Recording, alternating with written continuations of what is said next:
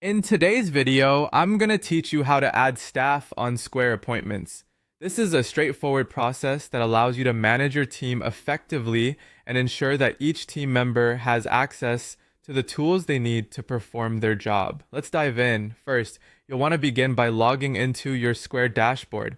If you're not familiar with the dashboard, it's essentially your command center where you can manage all aspects of your business. Make sure you have your login credentials handy and simply enter them to access your personalized dashboard. Once you're logged in, you'll be able to see a host of options, and from there, head over to the staff section. In the staff section, you'll notice a tab labeled Team Members. Go ahead and click on that. This is where you can view all your current staff and manage their profiles. Once you're here, let's move to the next step, which is to add your new team member. Look toward the top right corner of your screen and you should see a button that says Add Team Member. Click on this button to begin entering the details of your new staff member. Now it's time to fill in the necessary details for your staff. It's important to get this right, so take your time with it. You'll start with basic information like the name of your staff member, follow that by entering their email address.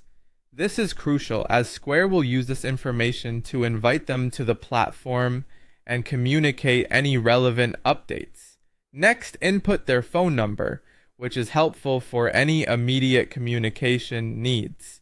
Finally, make sure you add their job title or role. This helps to clarify their responsibilities and ensures they have access to the tools they need to perform their duties. With the basic information entered, you'll want to set the appropriate permissions for your new team member.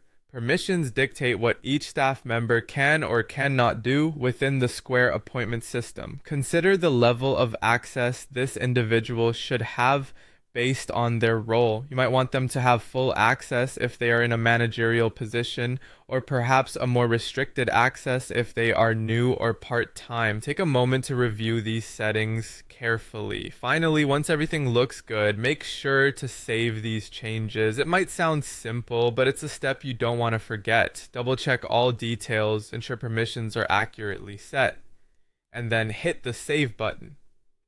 This will update your system with the new information, and just like that, your team member has been successfully added to Square Appointments.